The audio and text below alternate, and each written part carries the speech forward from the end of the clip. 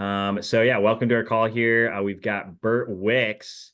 Um, Bert Wicks is a freaking stud. I actually got to spend a lot of time with him at the coordinator summit the last week actually in Denver. So that was a lot of fun hang out with Bert and some of the other coordinators. But for those of you that don't know Bert, he's at $5 million in crew sales. His best week, 79K. Was that during Minnesota or Iowa State Fair? Minnesota. Minnesota. That's amazing. Best day, 31K. His proudest achievement is selling $1 million last year, which was absolutely insane. If you guys don't know his story, he's really good at flossing and selling knives. But yeah, definitely, ask Bert about his $1 million year. It's an inspiring story. For those of you that weren't at year-end banquet, it's an awesome story. Graduated University of St. Thomas. For his family, he's got a mom, dad, sister, brother, and himself. Are you the oldest, youngest, middle child? You're the oldest? Oh, yep. Okay. I thought that's what you were, but wasn't sure. I'm a middle child, so don't get as much love as the oldest or youngest. And then loves to golf and travel. And he's also got his girlfriend, Colleen or Coco, who's also worked with us many times. So, but yeah, Bert's here to talk about selling cookware and, just being an awesome guy. So, yeah, go ahead, Bert, take it away. Alrighty. Okay, so hold on. Lucky told me I'm selling to new customers. Oh, Am I selling new customers is great too. If you want to add throw in a couple tips on cookware, that's fine too. okay? You can sell cookware to new customers, and I can give a couple nuggets on that. I've got some tips on kind of like some specific like new customer, how to kind of navigate that conversation, how to plug ultimates a little bit better today. So I know that I've got like 20 minutes and then we've got 10 minutes of Q&A. So if you guys want to ask some cookware questions that are dialed in after that, that's totally cool. So um I wanna talk about something that I think is underrated, that I think is actually the most important thing when talking to a new customer, or any customer in general. I think this is really important, but specifically to a person that has never purchased Cutco from us. And also just how to be better about making the ultimate their idea to see it. So before you go into a demo, I think the question you have to ask yourself is, why are you demoing this person? Like, what's your expectation when you're going into a demo? Are you hoping to sell something to somebody, or are you kind of expecting that your skill set is high enough for them to, again, want to buy a lot of Cutco by the time that you're done talking to them? So, I would say to start yourself before we dive too deep, it's like ask yourself, what's your expectation going into a demo? And I would I would challenge you to shift your thinking into bigger packages, bigger sets. And remember that at the end of the day, I think it's important to remember that our people that are most excited about Cutco that come to our booths are usually the people that have signature sets, ultimate sets, kitchens. Like they're the people that love the stuff the most. Again, it's a plug if you don't use it. I know almost all of you guys probably use the sets for life. Like technically it's the package or the Cutco kitchen package where it's got the 3 knife sets on it. It's a thing that you should be using all the time. So today what I want to talk about is I want to talk about setting yourself up for success with a new customer early on in the demo to try to help you guys close more orders and not have to handle as many objections. Creating more want within the presentation, and how to frame the ultimate in a way where it's their idea to see what comes in it. Okay. And it's not a very difficult thing. Any of this is not difficult. You just have to have discipline in doing them every time. So before your demo starts, okay, before a person walks up to a booth that has never seen Cutco or not bought Cutco or might know about it but has never purchased it for themselves, okay, you have to put yourself into a customer's shoes most of the time, up until that time at the end of the demo where they're thinking about spending $3,700 on an ultimate set. You got to remember a couple things. They were not expecting to spend money on knives. They were not expecting to spend $3,700 or $1,600 or $10,000 for a Cutco kitchen. They were not expecting to spend that money at all.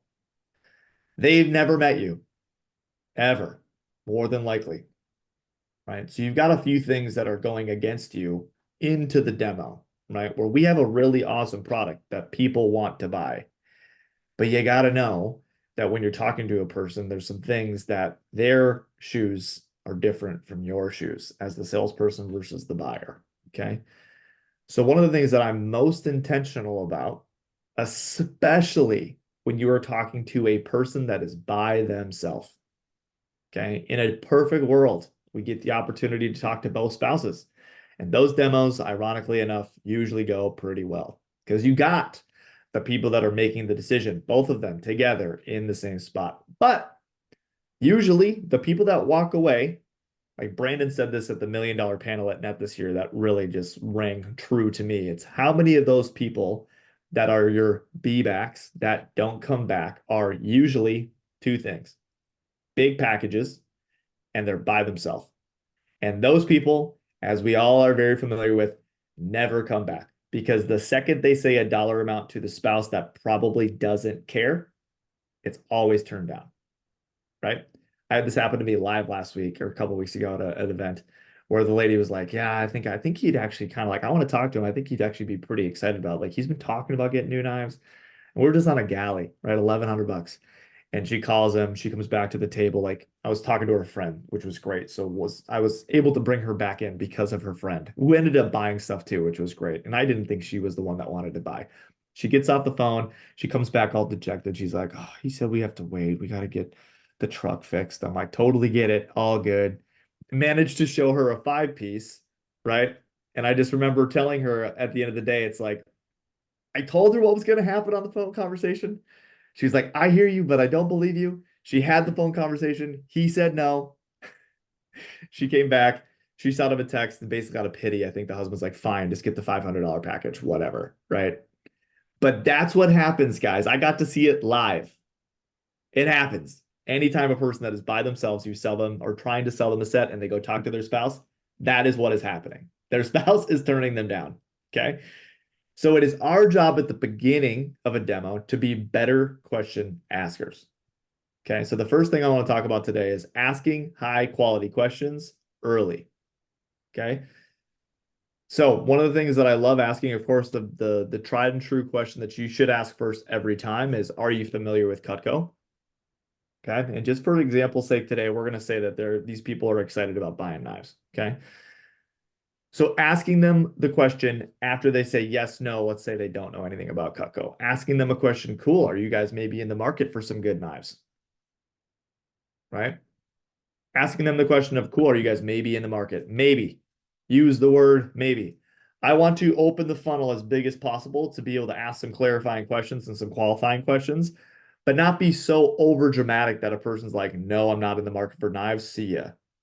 All right. It's like, "Hey, are you guys maybe in the market for some new knives?" I always ask this question. Cool, awesome. What brand do you currently own right now? A person that owns Woostoff or a person that has a junk full of crap or a drawer full of junk or crap is two totally different demos.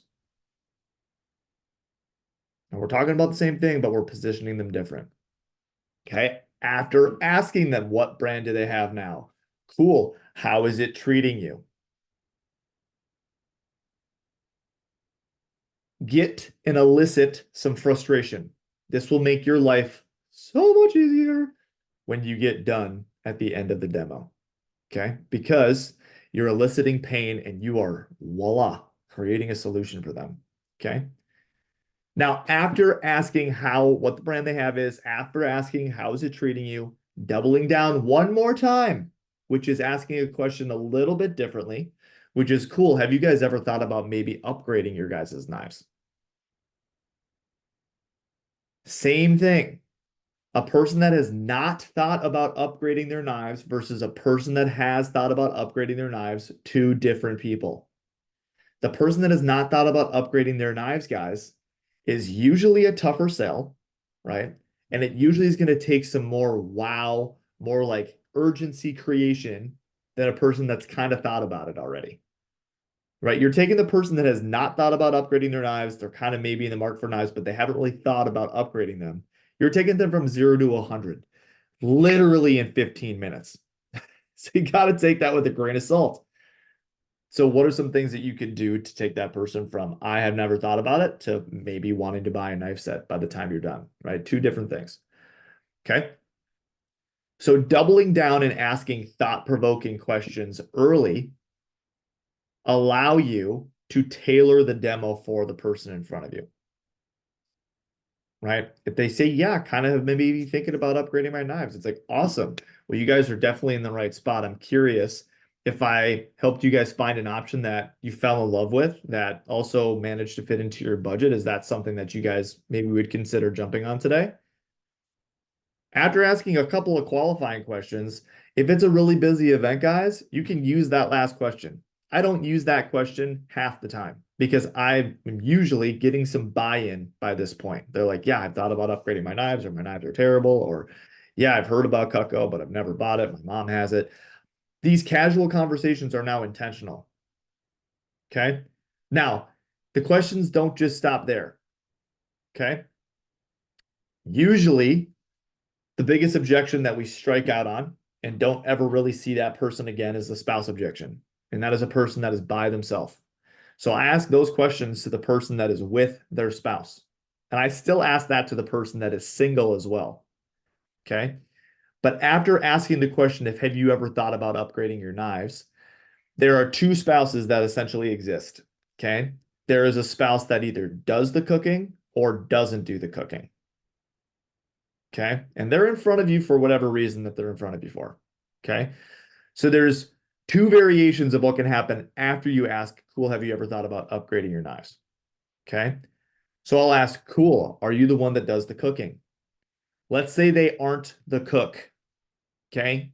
You trying to sell this person a set of knives for them is never going to work.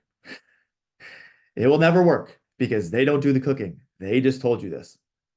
So stop trying to paint this picture of how nice it's going to be when you use a thin slicer to cut a watermelon. They don't give a crap. Okay. I am now going to take this sales pitch and position it in a different form than trying to sell a person on why our knives are so awesome. Okay. If they are not the cook, okay, I'll say this, cool. When your spouse cooks, are they trash? Are they incredible? Are they pretty solid? Just average? How are they? Usually the person that is in front of you that is not the cook is usually the spouse of a person that is usually pretty good or does all of the cooking, but they know how crappy the knives are. Then asking another question, right? And this is all happening through fluid conversation. So it doesn't seem like I'm interrogating them. I'm just asking them some questions that just kind of naturally should be a part of the demonstration. Have they ever mentioned to you, by the way, Mr. Jones, that it'd be nice to have some better kitchen stuff, or they maybe would benefit from some nicer stuff in the kitchen? Have they ever mentioned that at all? Usually the spouse is like, yeah, they kind of have. I mean, they kind of just put up with what they got. I usually will ask the question, cool, so you probably know that they're not the sharpest things in the world. He's like, yeah, I tried to cut a tomato last week and it just was so crappy, right? Cool, we're eliciting pain, right? Still. But then you have to position the person that does not cook. You have to ask this question. Have you ever maybe considered maybe surprising them with a really nice gift that they would really appreciate and use every day?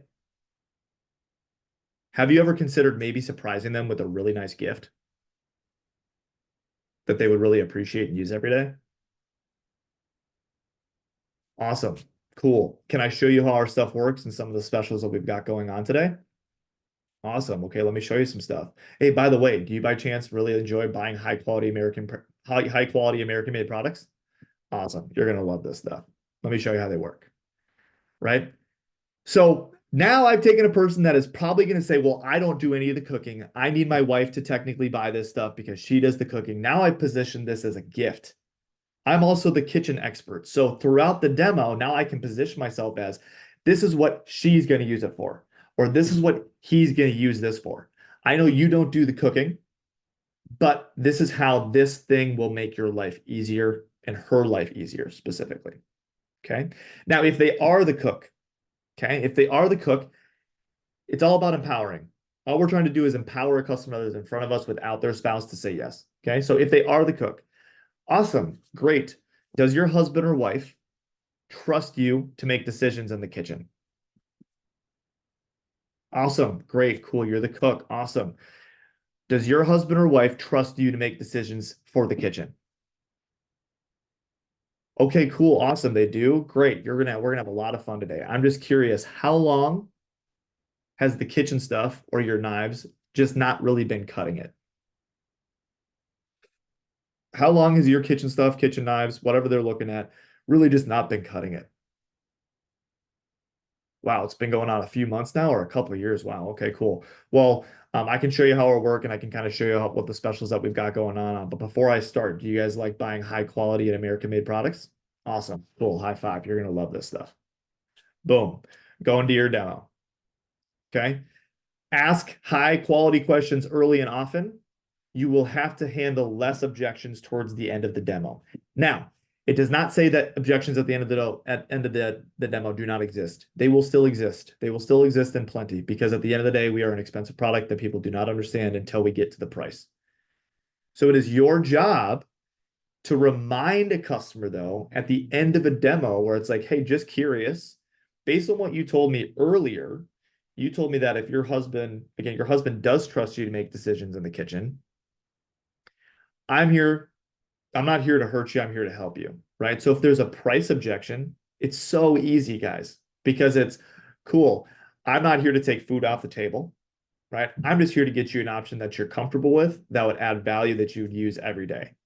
So before you leave, can I show you one more option that I think you'd be really excited about that I think your husband would be all for once he sees them? Oh, yeah, you can take a second to show me. And I drop down from a signature to a homemaker, right? Or a homemaker to a 13 piece or a galley, or an 11 piece down to a 5 piece, right? Remember that if you're empowering a person and using the things that they've already given you, right? There's usually a dollar amount for the spouse that does the cooking that they can spend without the spouse. It's finding and trying to maximize that to the best we can. Sometimes that's an ultimate for some people, but sometimes it's a 5 piece. I'll take a 5 piece today over a promised homemaker after a phone call tomorrow because I know how that conversation is going to go. Okay. So, with my last 5 minutes, guys, I just want to remind you of how easy it is to be able to show a person an ultimate without forcing the ultimate down their throat.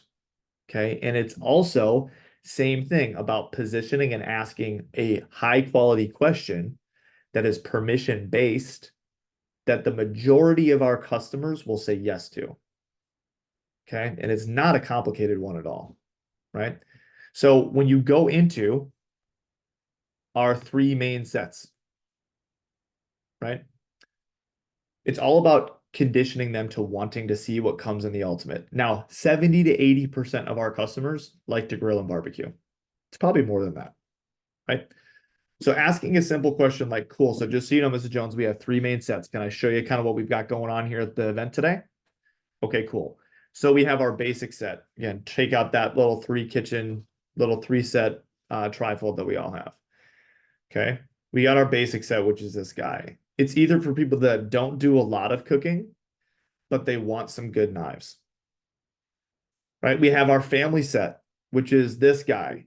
Right. It comes with everything in our basic set plus the add-ons we find people really need when they're doing the family cooking. And so we have our family set, which is this guy. It comes with everything in the basic set plus the add-ons we find people really need when they're doing the family cooking. Okay, which 95% of our customers have families, right? So now we're just making sure that they're probably going to say like, hey, show me what's in the signature set at the very least. But this next question and how you phrase it will allow you to show more ultimates to people that think it's their idea.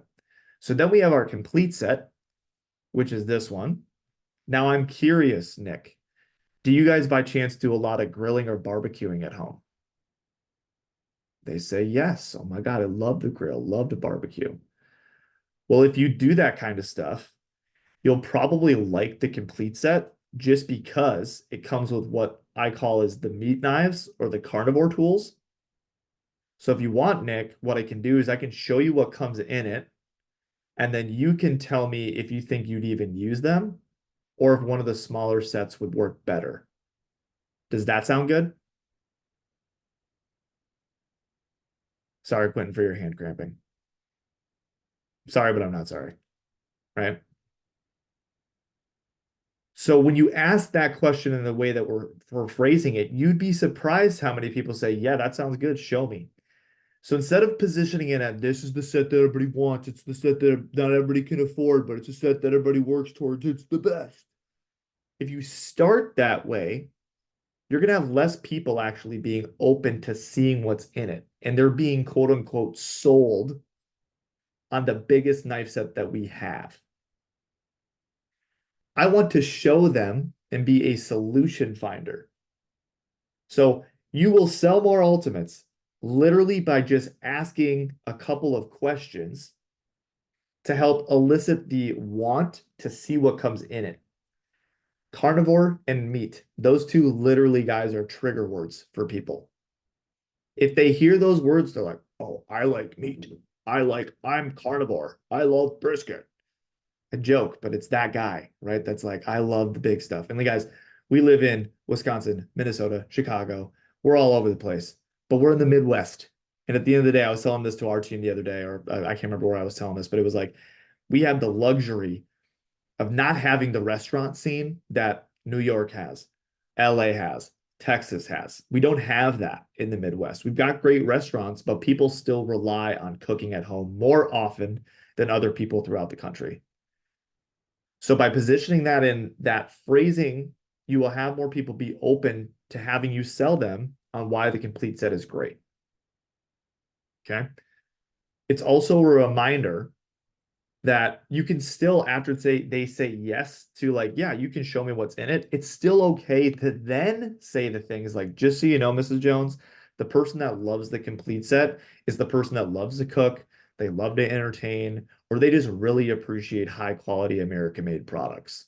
And they also just like the idea of never having to buy another tool for their kitchen for the rest of their life. Like, don't get me wrong, I know Chicago has some good stuff. However, you still got customers outside of Chicago. I know. Duck. Okay. I live in Minneapolis. We've got a pretty good food scene in Minneapolis, but people still cook, right? So it allows you, right, to still say those things to create. And I still say, like, just so you know, Mrs. Jones, this is the set everybody wants, but it is not necessarily the set that everybody like can afford. I still am okay with saying that, but I want to say that after I've gotten permission to show them what comes in it, right? And again, using the phrases like, yes, it's better to have it and not need it rather than need it and not have it, right? This is your full tool chest, Mrs. Jones. Just like you got tools in the garage, just like you got a full set of golf clubs, and just like your husband has 9 different guns for any type of situation where the world ends, he's covered, right? This is the same thing. If you ever run out of bullets, Mrs. Jones, this is the knife set to have. Just kidding, right? And then showing them the pieces that come in the ultimate set, guys. I'm not going to spend any time on how to sell the 4-inch paring knife today because you guys are all very, very good at selling knives. Okay. But I really do believe that these couple things, asking better questions at the beginning of your demo, if you can get really locked into that, and you can also just ask a better permission-based question before you show them the ultimate set, you will have more success selling the bigger sets, specifically with handling less objections at the end and being able to handle them throughout the demo. Because once I know that the person is the cook, or once I know the person is not the cook, I am framing the whole damn pitch to this person. And you guys would be surprised. Customers will always buy when they feel understood. So my job early in office is to understand the situation that they're in before I go into trying them pitching on knives that they've A, never heard of, B, didn't expect to see today, and probably weren't planning on buying. If I can have a pitch that is tailored to a person, you'd be surprised how many people by the end of the demo that will say, God, thank you so much, Bert, for taking the time with me today. Or thank you so much, Quentin, for just helping me find the set that's going to be perfect for my wife. She's going to love this. Right. So that's what I have for you guys as far as new customers asking good questions and just being better at positioning the ultimate set. So again, I know I've got a little bit of time for Q&A, so I will open it up for some Q&A. Absolute wow. I'm not even kidding. I didn't say this in Bert's intro, but Bert is literally one of the best trainers in our business. This is honestly, this is probably one of the best talks we've ever had on our meeting. So I appreciate all the value you're bringing, Bert. My pleasure. This is absolute fire. A couple takeaways before we jump into questions. So I've been in the business almost as long as Bert, just a couple months after. and I'm still getting just a tremendous amount of nuggets from this. So if you didn't get any, you're nuts. Because yeah, this was fire. So I know the big thing about like trying not to, that person that doesn't cook, obviously just trying to tell them how the knives work. That was literally mind blowing for me. It's like, have you ever thought about surprising them with a gift that they would use every day and have forever? And just using that question, it just repositions how customers think. So then you don't get the husband or wife objection, like, oh, I got to talk to the other half and see if they want it first. It's just kind of pre-framing that, and then also obviously just framing, ultimate signatures, ultimates grill and barbecue signatures, people that have families. It's like, oh, well, I have a family. Yeah, I probably should buy that set, right? So it's such an easy thing, but it's sometimes things that we forget to use while pitching. So I appreciate it, Bert. But yeah, go ahead. Q questions. Okay, so I have two things. One, what is the order that you present the ultimate pieces, and do you typically just present those in the same order every time? And then two, for at the very beginning when you're asking questions and you're trying to like elicit the pain that they have for their knives already at home, how does it change when, because sometimes you have people who at the booth, they're like, oh, our knives suck, we hate our knives. And sometimes you have people who are like, well, they're fine. Like, how do you elicit more of that pain when they're in that situation? Yeah, good question. So your first question, yes, I usually am selling the same pieces in the same order every single time. Um, so my order of operations, I guess you could say, is like basically the knives that really matter, in my opinion, on creating excitement within the ultimate set are just five knives, which is the 4-inch paring knife, the boning knife, the thin slicer, the cleaver, and then the vegetable cleaver. Right. So that's kind of my order of operations. If I have more time, like I'll talk about the 7-inch Santoku and I'll talk about the baby bread slicer. Like those are great pieces to talk about, but they're really not that necessary because I just asked them a question of you guys like grilling and barbecuing. I will say this, in addition to making sure that you're saying kind of the again, you can do whatever way you want to do it. I really do truly believe also having a couple of videos to show people how well the boning knife works, how well the salmon knife works, how well the cleaver works. Not necessarily like cutting something with the cleaver, but using the backside to tenderize chicken, for example, is something that my girlfriend made a video of herself doing that, and I show that to every customer, like, oh, that's a good idea. And then showing a vegetable cleaver, showing the vegetable knife go through a spaghetti squash. So like having those things, and then I usually am like, hey, like it just kind of is like they get a chopping knife. So the person that does the chopping of the vegetables, which is usually the wife, they're like, okay, I would use that. And then we got a couple meat knives and we got a small paring knife that they would use all the time. And then a lot of people that like to cook, they do a lot of melons in the summer. I also tie in how versatile the salmon knife is, right? So showing a watermelon, showing Jason's video or your video of cutting a watermelon, but also having an example of like salmon filleted off of skin off salmon, and then also having a really thin slice of meat that's cut with a salmon knife is also really impactful. To answer your second question, Q, um, that's where questions really matter to kind of like try to elicit why the heck they're in front of me. So if it's a person that says, yeah, my knives suck, it's like, cool, I'm probably going to be able to show you why our knives are better and why you're going to want them. But if the person's in front of me that says, yeah, I mean, my knives are kind of fine, I'm just going to try to figure out why the hell are you in front of me? So it's like, cool. So like, are you looking for some good stuff in the kitchen? Like what's going on with your knife situation right now? And that question queue helps me save so much time on wasting my time with a person that's not that interested. At the end of the day, our buoys look awesome now. So they just come up to see sharp, shiny stuff. So I'm not necessarily going to try to force my pitch down a person that's like, yeah, my knives are kind of fine. So I'll ask the question again. So it's like, okay, cool. Like, is there like, are you looking for something specific? Like, are you maybe thinking about a gift for somebody? Are you thinking about like your knives? Like, I know you said they're fine, but could they be better? Have you wanted them to be better? Are your pans terrible? Is your flour awful? Is it mismatched? So then I'm just throwing out some ideas. I'm like, tell me why I'm talking to you. That's it. And if it's a person that's like, yeah, fine, I'm just looking. I'm like, yeah, no worries. I'm just selling. Right? If you have any questions, just let me know. Right? I'm glad to show you how our products work.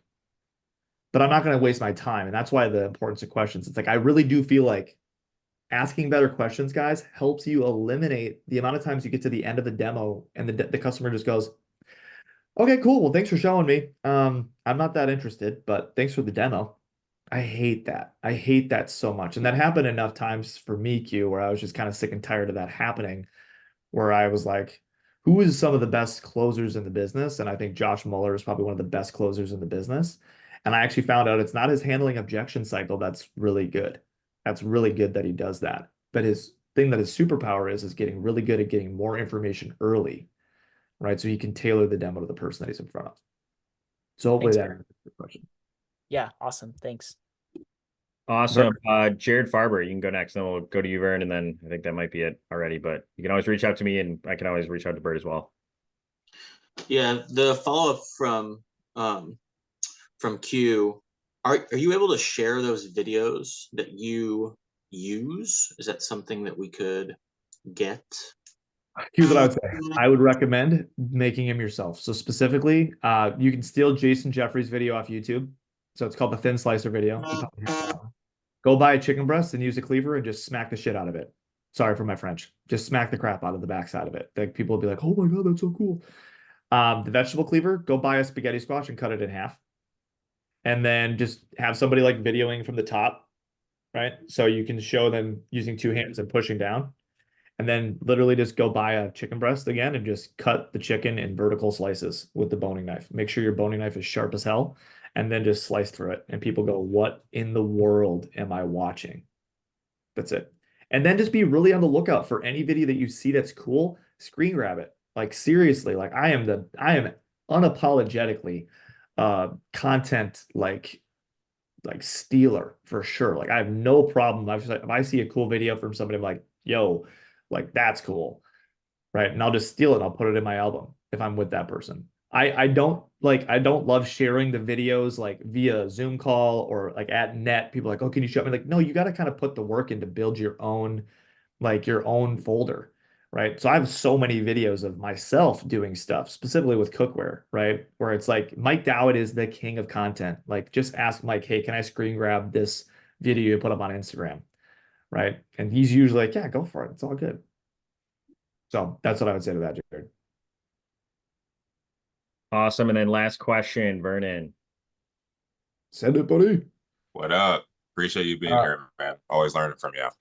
I'm just curious why, according to what you said with like your high quality questions in the beginning, why you don't do any price comparison or price positioning to pre-frame before you ask, if they're open to seeing specials and all that.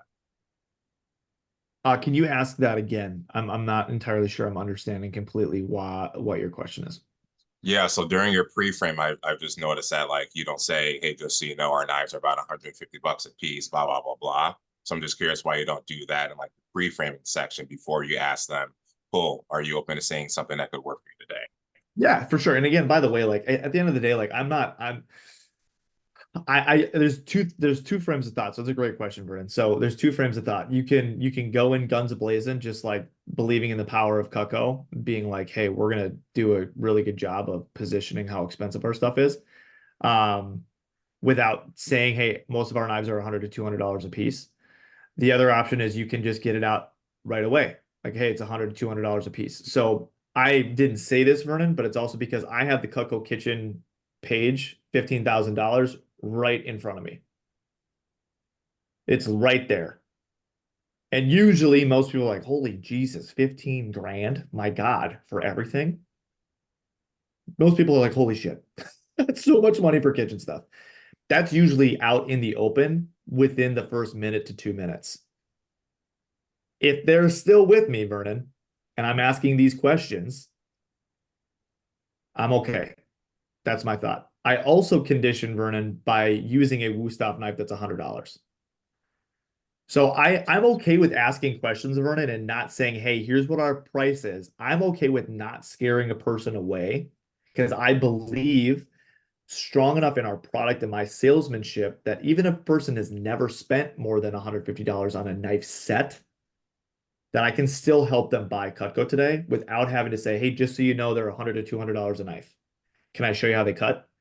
I actually think that most people that do that are scaring more customers away that probably would buy from you if you trusted in the process of you just doing a good demo. I do think that asking those questions, though, without necessarily having to say $100 to $200 a knife right away before you cut something, is still eliciting enough information for me to feel positive in taking that next step with that customer. Does that make sense? Yeah. It's like, hey, I'm open to like knowing a person has got a bunch of crappy knives that suck. I'm okay with being like, cool, I'm still going to try to sell you Cutco because your knives either suck or your wife has always complained about the knives being bad, or she's asked about getting better knives. You're sick of sharpening them for her, or this has been on the list for years, right? I still think that those questions that I'm asking are eliciting enough information for me to like take the next step in the demo without them knowing exactly what we cost. So I'm still price conditioning throughout the demo, but I'm not going to like pre-qualify a person out just because I'm saying, hey, just so you know, these are $100 to $200 per knife. I also love, Vernon, when I'm price comparing at the end, and I'm not saying how much our knives cost, $100 to $200 a knife. I say, yeah, this knife, I have them cut leather. They cut it with a Wusthof knife. Just so you know, that's a $100 steak knife. Then I cut with the Cutco knife, and they're like, holy crap. I don't say, Vernon, that this knife is $91. I don't do that. I don't do that because I'm just helping them picture, holy crap, that knife is $100 and that knife cuts so much better. It's probably so expensive. So then when I get to the price comparison, right, I have a page that I copied off William Sonoma's website, and it has a $400 chef knife from Wusthof. It's an 8-inch $400 chef knife. It's on sale. It's a $600 knife and it's on sale for $400. So when I'm price comparing, Vernon, at the end of the demo, I get to the end of the demo, like, here's what Wusthof is, here's what Shun is. And for example, like if you spent $4,000 on a knife set or $3,000 on a set of Wusthof, guess what kind of guarantee you probably want? I probably want forever, but guess what kind of guarantee you probably actually get? And they're like, oh, probably 2 years or 5 years. I'm like, you get nothing and you like it. And the crazy thing is, Mrs. Jones, if you were to buy that one knife that broke, I flip over and it's a $400 knife, they're going to charge you $400 for one knife. And it's a great knife, but it's $400. Then I take out my 8-inch, I take in my 9.5-inch knife from my ultimate set. Now, this knife, Mrs. Jones, this is American made, guaranteed forever, right? If that knife that's not guaranteed, that's not made in America is $400, guess how much this knife costs? And then I just do this right away. I just go up, up, up. And they're like, 500, 600? I'm like, this knife is $190. And they're like, what? And I'm like, yeah. And it's still expensive, but the reason why it's so much less than our competitors is because we'll never be sold in a store.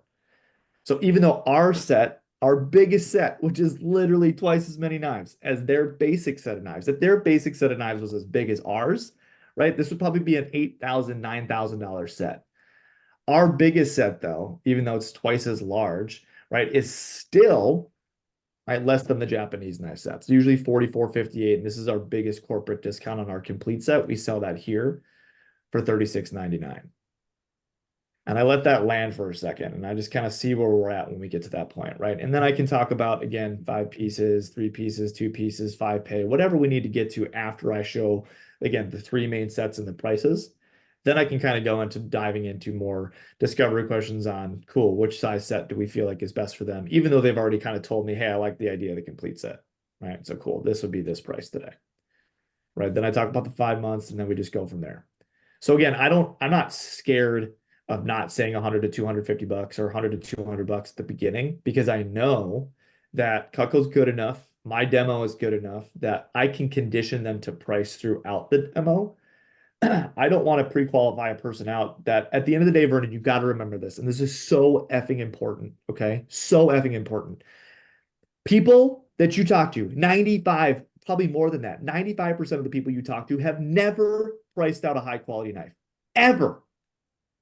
So if you just throw out, these are 100 to 200 bucks super early without creating any want, Vernon, you are going to have so many people walk away from your booth. You don't even get the opportunity to sell because you're too scared of like, oh, I got to let them know these are expensive.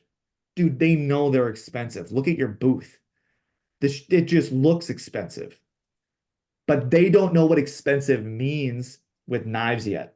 It's our job to help them get conditioned over the course of a demo to be like, oh, that's why this costs what they cost. Because it is forever. They are going to stay sharp. They are dishwasher safe. It's like, remember, I used the analogy, Vernon, of like trying to sell a person an ultimate set. is like the same time trying to sell a person an iPhone that doesn't know what the iPhone does. A person's never going to go buy an iPhone or an Android if they just think it's a piece of metal that's got a screen on it. They don't know what it does. You can call anybody in the world whenever you want. You can look up any definition of anything you ever wanted within 2 seconds.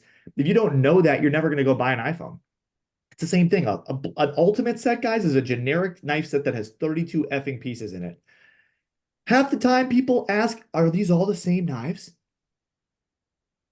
Because they have no idea that it's more than just, again, like all of the different tools that come in it, right? So that's our job, is to help people get conditioned to price throughout the demo, not overly qualify. Still qualify to ask, make sure we actually get questions, but not overly qualify where we can't pitch people. Does that make sense? Yes. Thank Really you. good question. Really That's good awesome. question. Yeah, absolutely. Awesome. Well, hey, Bert, we really appreciate all your time. Looks like we held you a little bit longer than expected, but Q&A was great. We really appreciate you, man. Yeah, just thanks for bringing, just seriously, this might be the best talk we've ever seen. So really appreciate My it. pleasure, guys. We'll see you guys soon, all right? Have a great rest of your day and your meeting. Yeah, you Thanks, too. Bert. See you guys. Okay, so yeah, I know I'm going to be listening to this recording nonstop before my next event, so you all should too. But yeah, that was absolute fire, just the questions that he's asking. But next, I'm gonna do a mini intro for our one of our event managers here to get us going for the panel. So Quentin Israelson, you all should know him by now. He's out in Intermountain. He's our service event manager, working on a 14K order. But yeah, Q has been really hyper focused on helping our team get organized when it comes to service events. If you need help booking service events, you should definitely reach out to this guy. But we are going to bring him up for our panel. So go ahead, Q, take it away.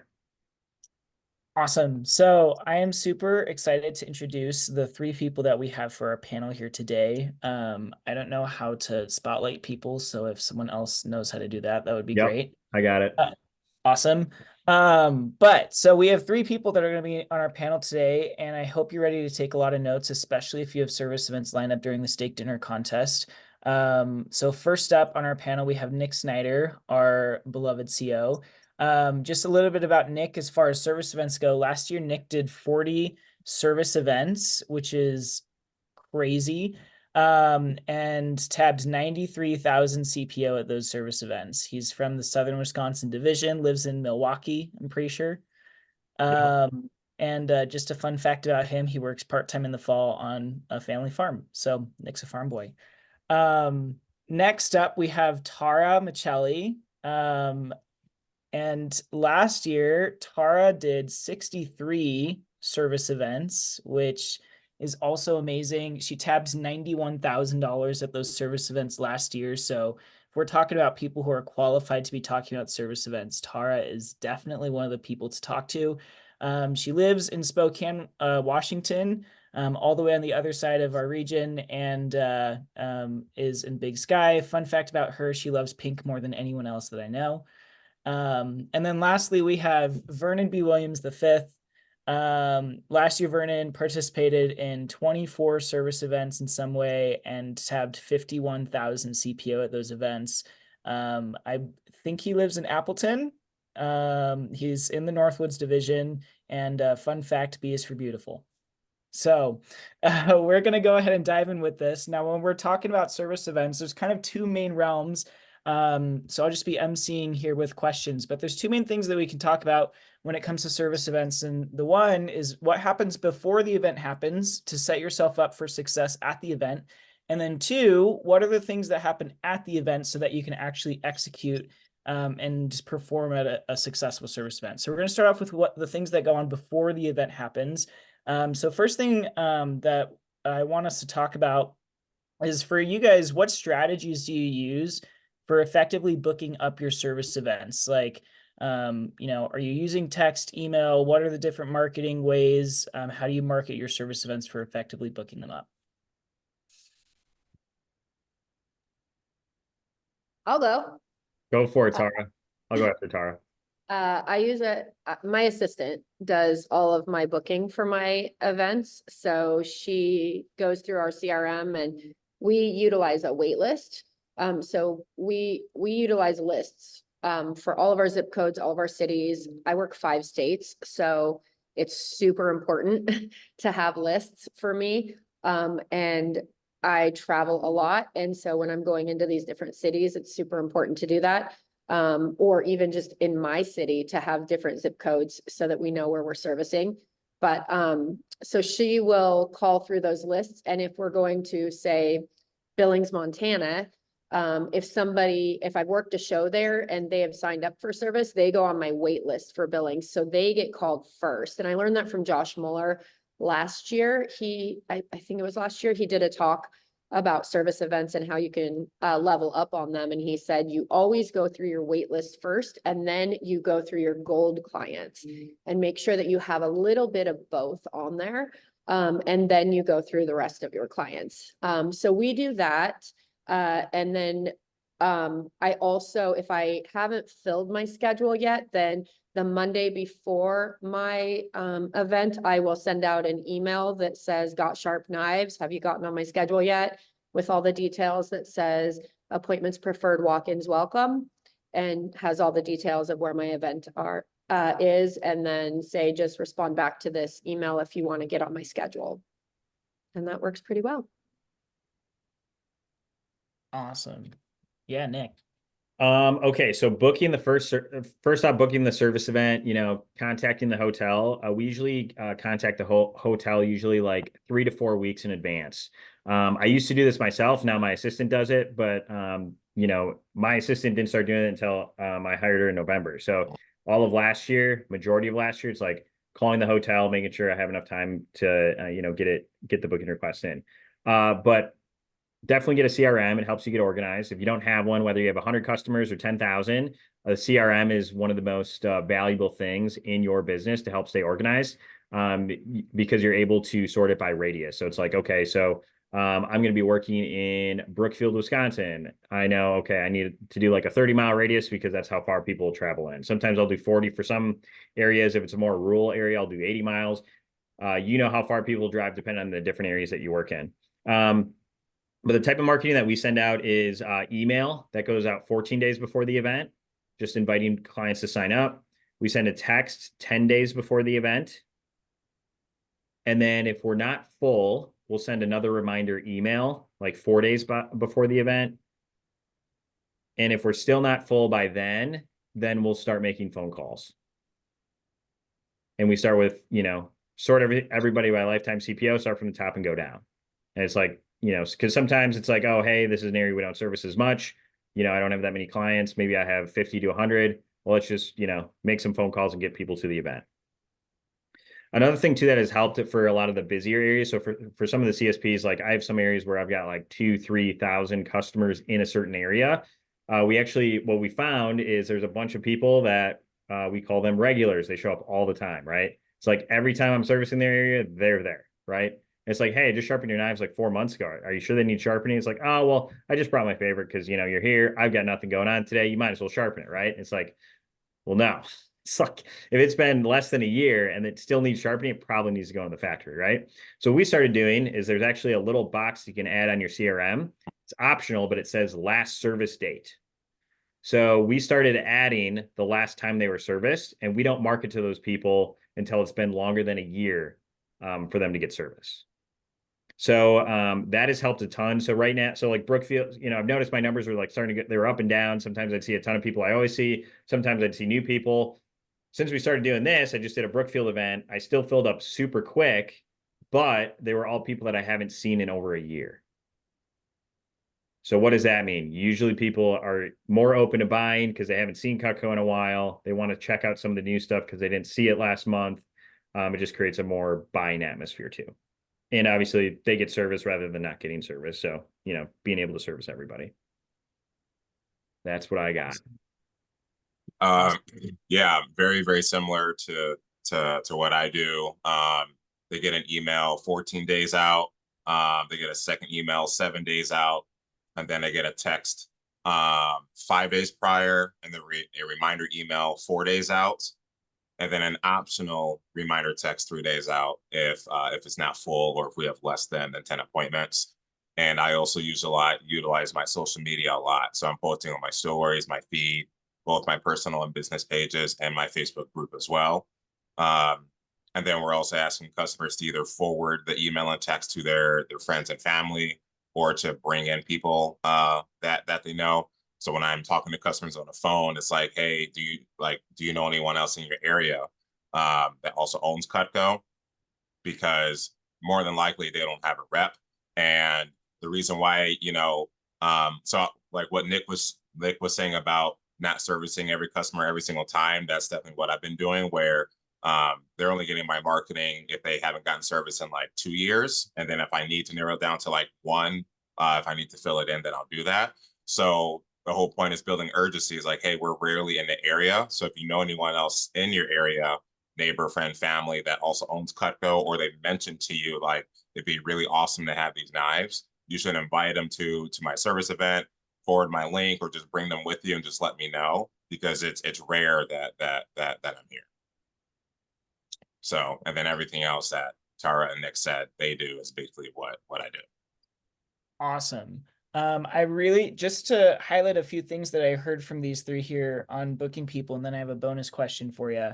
I really like what Vernon just said about, do you know anyone else that owns Cutco? So I just had an email go out for a round of service events that I'm doing for the steak dinner contest, and had a few people respond to my text and said, our knives are still good. And all those people I responded with, cool, awesome. Feel free to forward this link out to anyone you know that owns Cutco. And I've actually had 2 people so far just from this round of text sign up for service events that were referrals that I don't know. So that's always good to get new people in. We heard from Tara, her assistant helps with like phone calls and calling first, people who are on a wait list for service, then your gold clients, because you can never have a bad day if you have gold clients in the room, any remaining people after that, and then using emails to fill in all the cracks. And then using a combination of texts and emails and phone calls, because our job is to work the phones. So, make the phone calls to fill in the rest of your events.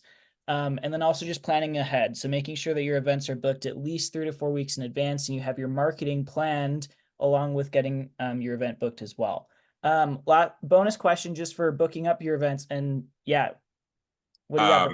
So I was just going to mention too, if I have service events that are close to each other, like Brookfield and Milwaukee, I actually will send both of them to the same people at the same time, because they'll overlap. They're within like 5-10 miles. So instead of having them getting 2 rounds of emails, I just send both, and they're typically back to back.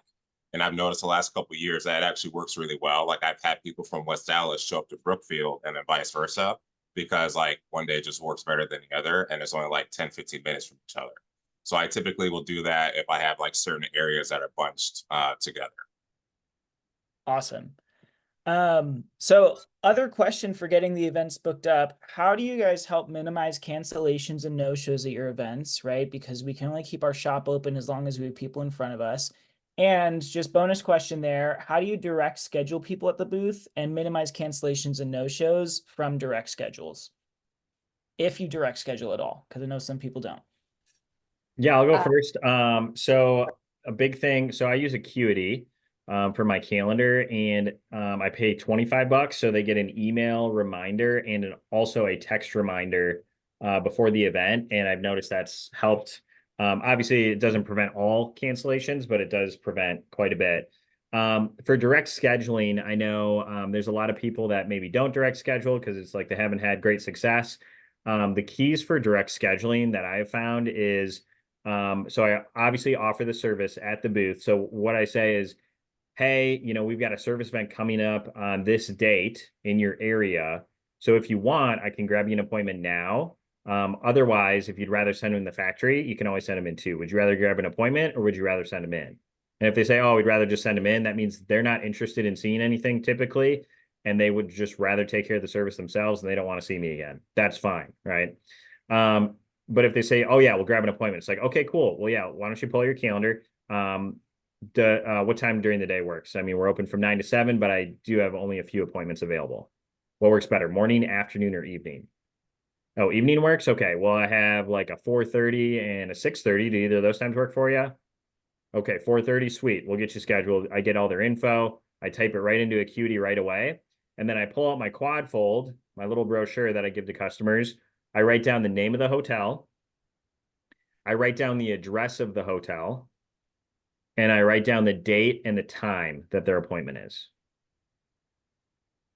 So I write down the name of the hotel, the address of the hotel, and the date and time of their appointment. The reason why it's important to put all that stuff is because sometimes if you just put a hotel and the date, sometimes there's like 2 hotels that have the same name in that area, and then they get confused. And then they call you, or you call them 15 minutes into their appointment. It's like, hey, not sure if you're having trouble. It's like, oh, well, I showed up to the other one. Now I'm driving over there. Now I'm running late. And it's like, oh, do you know how to work? It's like, do you know how to use Google Maps? Sometimes people don't, right? That's fine. So it's always important to put down the address as well. Sometimes I'll have people, they'll sign up for an appointment and they'll be like, I didn't know where the hotel was, so I just didn't come. Like, what? Didn't you want to reach out to me? Like, I could have told it. It's like, no, I just didn't show up. That's why. So it's always important to put those three things when you're direct scheduling, especially the address. So. Awesome. Thanks, Nick. So for me, I very rarely direct schedule at the booth, but I always sign people up for service. And I always just let them know, hey, I'm in show season right now. So we are signing up people for service. So, and then they always want to know what it's for, or how it works and how much does it cost? It's always the first question, right? And I say it's under 10 grand. But I always set the expectations. So I just let them know exactly how it works. When you come in, you're going to bring your knives. I'm going to sharpen them up. I'm going to show you what those should be used for. I'm going to go over the guarantee with you. I'm going to show you some suggestions of what I think would be valuable for you to add to your collection. There's lots of sharp objects for you to play with. And I just have some fun with it. And then I let them know. So when my assistant calls you to schedule, she will always leave a message just in case you don't answer numbers you don't know. So please call her back because this is a first come, first serve. When my schedule is full, that's it. I haven't been cloned yet. So when I fill up, you're going to have to wait till the next one. I am a hot commodity and everybody wants on my schedule. So answer the phone or call me back or call my assistant back right away. Also, I do not get paid to sharpen knives. So I really, really, really appreciate it when you actually show up to your appointment. And then I just pause and they're like, you don't? No, I don't. So you better show up or otherwise, I mean, you already wrote your address down. I will show up and I will have a conversation with you. And it's just fun, but people like that kind of humor, So I just set the expectations up front that we're not paid for it and the cancellations are just very minimal. You're still always going to get the people, like Nick said, people don't know where things are, or, I mean, they get lost coming to my service center and we printed out a picture and a map and they still get lost. So, and it's all hot pink. So I don't know, you can only do what you can do to a point, but just set the expectations up front. And then I think your cancellations will be really minimal. And then we do reminder calls as well. Awesome. Definitely echo what these two experts have said as well. I think the cancellations, the minimum part of that, it does help that, we only market to people that haven't gotten service in like 1 to 2 years, because it's like, oh, wow, Vernon hasn't been here in like 2 years. I better hop on his schedule because I don't know when the last time that he'll be back, right? So it creates that sense of urgency. Or if customers are like saying like wishy-washy or like, I don't know, I'm like, hey, that's totally fine, but I just want to let you know that it's rare that I'm in the area. So if you want to send them back yourself, that's fine. But I literally had a customer tell me a couple years ago, she had a box in her truck for a whole year and she still didn't take it to the post office. So just come see me and I'll take care of it. Okay. With direct scheduling, just like both of them said, you notice that like we're about like pre-framing, right? Because we don't get paid for sharpening, we get paid on commission, right? So I tell people there's 2 ways so you can get your knife sharpened. You can either send them in yourself, And I kind of go through like the pain of that. It's like you got to go on Cutco.com. You got to like fill out the service request form. They're going to they're going to ask you for each individual item number. So you either have to like look at the knife or look it up yourself. And then you got to package it up the right way and send it back. You get it back a couple of weeks. Or I can put you on my sharpening list and let you know when I'm back in the area. And what I do is I rent out a small conference room at a hotel. And then I send you out my calendar. You can come see me. We'll sharpen up your knives. If something has to get sent back, I actually take care of all that for you. I have everything memorized. I've been doing this for 14 years. I work directly with the company. So you just cover the shipping. I cover everything else. And then I have my same awesome pop-up store that you see here. So I'll try to sell you more Cutco. And I literally say it just like that. And then I'll ask them, which way would you prefer? So when they say, oh yeah, I think we'll send it in. Great. Just like Nick said, y'all don't want to spend any more money with Cutco. So, bye Felicia, right? But if they're like, yeah, let's go ahead and sign you up, they're already expecting to like buy something, right? So you're already setting up that buying atmosphere. So then also too with direct scheduling, so this just happened at my the show I was working at a mall, which is kind of like a short-term lease, also shameless plug, works from short-term leases. So it's kind of cool because I went through all of that and they didn't have like the time to like spend with me there, but I still went through like the upgrade and I qualified. I'm like, okay, so like who's the cook? And they're like, well, the husband's the cook and he makes all these decisions for the kitchen. I'm like, let's go. So, and she was literally like, you can buy whatever knives you want if you keep cooking for me. So yeah. So like we went through the upgrades. I already know like that's an upgrade coming for me in about a month or so. So pre-framing, that definitely helps for sure. And then yeah, you're always going to have people once in a while that get lost. So when I did schedule them when I did direct schedule them, I made sure she got my confirmation email and text, and she did. And I told her like, cool, so the address and everything is right there. And then just like Nick said, so I use Calendly, but it does the same thing where it automatically sends out those reminder emails and texts or the text. And then we still send out the reminder emails and whatnot. So that just helps minimize it. But then what's great, since I have that urgency, when we do have someone that cancels, we'll send out another email or just another quick text to customers and say, hey, we just had a couple spots open up. So if you want to get scheduled, now's your chance. And then I've noticed that like it just feels right back. Awesome. Thanks, Vernon. Just to highlight the main things that I heard, there were a lot of common themes between you all, but there were kind of four main things here. The first is having a system. So you just heard all three of them have different systems. One uses Calendly, one uses Acuity, and one uses Google Calendar, I believe with Tara, right? That her assistant fills, right? So it doesn't matter what system you have, just make sure you have a system and make sure you have a way that you're getting people reminders for the event. Second thing I heard was creating urgency, letting people know that you're not in the area very often, right? And this is the time to get in the schedule. Otherwise, you can send your knives in, and that is also a great service. Okay. Third thing I heard was making sure that they have the information. So I loved what Nick said about getting them a quad fold with the hotel location, the time, and the date, so that there is no miscommunication for where they should be and when. And then the last thing I heard was just setting up expectations so they know what's going to happen. I always love letting people know, like, especially if I direct schedule them at the booth. Hey, the good news about meeting you here today at the booth is that all of our show specials you can also get access to at the event because it's an exclusive Cutco event. So set up the expectations for what's going to happen. And so that leads us into what actually happens once we're at the event. So let's talk about selling. For you guys, how do you structure your appointment on your service events to be able to serve the client at the highest level and also to maximize sales? So anything you got for us there? Well, I'll just share one little thing. Well, so I schedule my appointments on the hour, every hour, and then we go back and fill the half hours because I would much rather spend more time with a client than have gaps of emptiness, if that makes sense. So that's what we choose to do in scheduling. So I wanted to throw that out there first. I don't know if that was part of that, but so we schedule every hour and then go back and fill the half hours.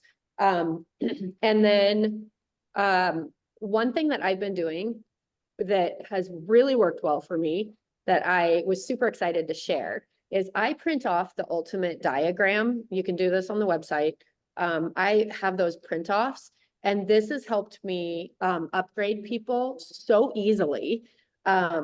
Because when they come in and their block is full, or they have a bunch of knives and you're talking about how they're storing them, I've started to it makes it so that it doesn't feel so overwhelming to them to go into a bigger block. Because how many people on the call have heard everybody say, oh, that block is so big. I just don't have the counter space for that. Oh, it's just so big. Guys, it's a piece of paper. This is as big as it is, Mrs. Jones, right? Just this is all. And so when you start highlighting what they already have, you already have more than half of what goes in that block. Did you know this? So let me just show you what you already have. And so we start highlighting everything that's in the block, and we highlight it in the block part on the diagram. And then we start talking about what suggestions I recommend for them to fill that, and whether they want to fill it all or not. It just shows them, and then they always go home with that diagram, by the way, so that they know where everything goes. It has helped me upgrade so many people into the bigger block. I don't even do the signature blocks, a waste of your money. Spend the extra little bit and go big or go home, right? But if you don't, like, just go and print off 10 for your next service events. It's so genius. Save it to a PDF on your phone or your tablet or whatever for the booth. I carry them everywhere. I have them in my service center. This thing is just genius. And I was so excited to be able to share this with you guys today, because it will help you upgrade like so many more people when they come in to your service, because they look at that block and they just automatically are overwhelmed. But when you break it down to them and you show them that they only have 5 slots left, they're like, oh, well, that's not that bad. And then give them one of those for free when they buy the block, for heaven's sakes. You know, so that's my little take. I'm sure that these guys have a bunch of genius things, but that was my excitement for you. Awesome. Yeah. So I was typing in the chat. So is this about upgrades? Q? Yes, and just how you structure your appointment to both serve and sell. Got it. Okay. Just want to make sure. All right. So structure is super important. Curtis really helped plant this in my brain last year, right? So the structure is, at least the beginning, is slightly different depending on who I'm talking to. So if I don't have a great relationship with that person, like they just signed up at the event, or they bought from me at an event like 3 years ago, but this is like the first time they've seen me since then I'm giving my power intro to them. So they understand who I am. I'm building credibility in myself, right? Building that trust, all that good stuff, right?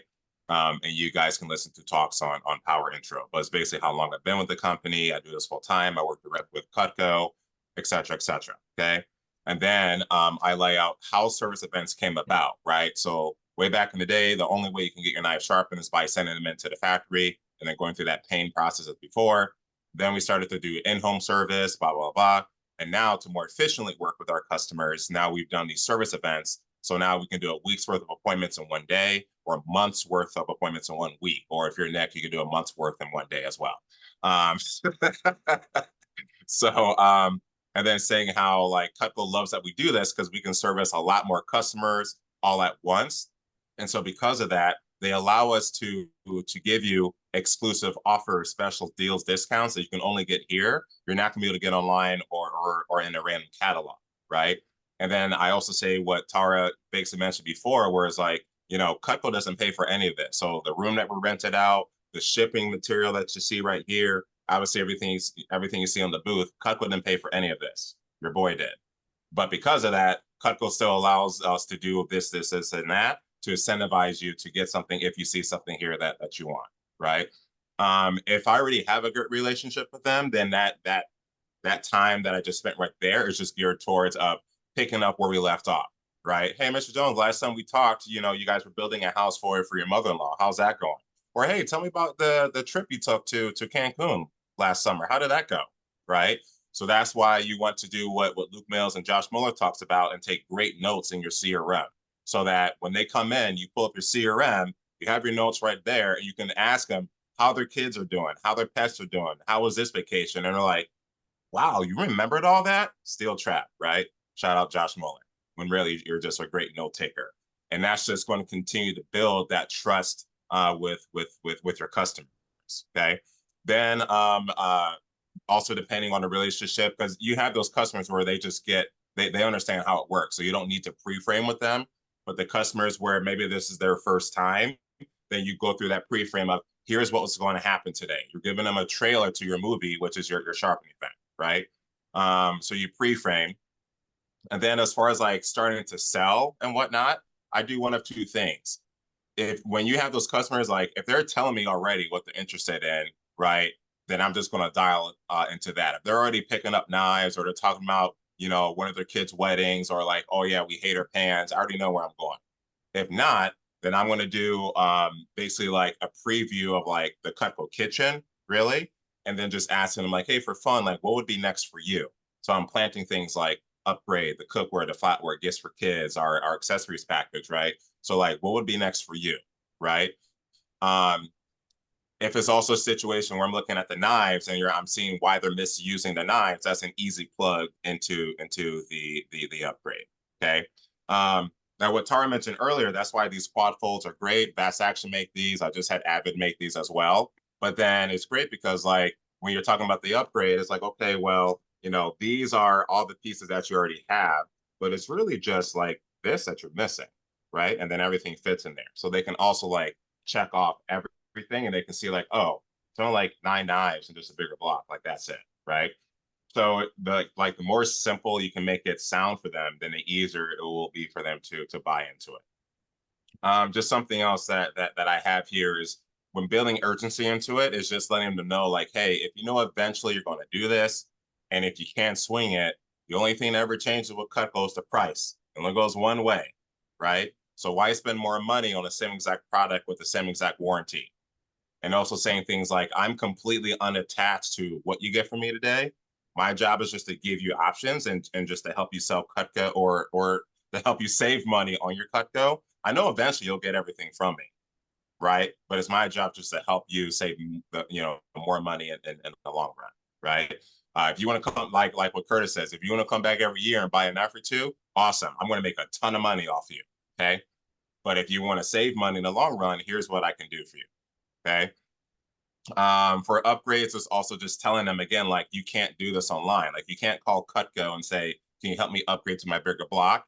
I had one of my customers before I met them, they had the galley block. And then later on, he found the ultimate set. So he just bought the ultimate set. So I share that story with customers and say, he could have spent way less if he just went through me, right? It just makes more sense. So just making it more simple and all that.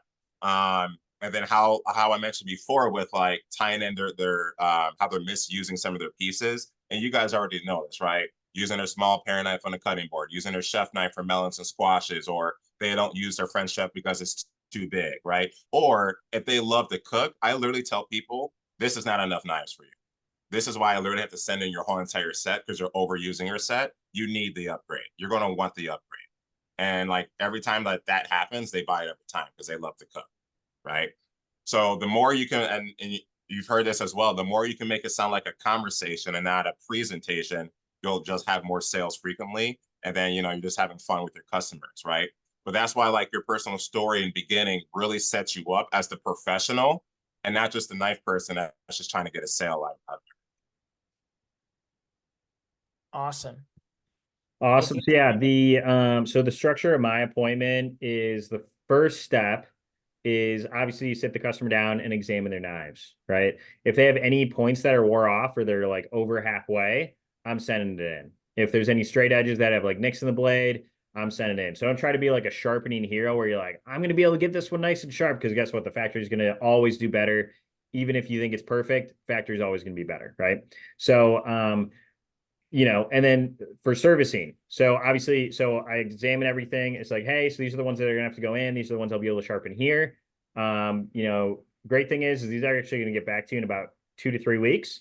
So you just need to fill out this form, the service request form, and then I'll fill out the rest. So just your personal info and I'll fill out the rest for you. Okay. At that point, I start sharpening whatever I can sharpen and I build rapport during that time.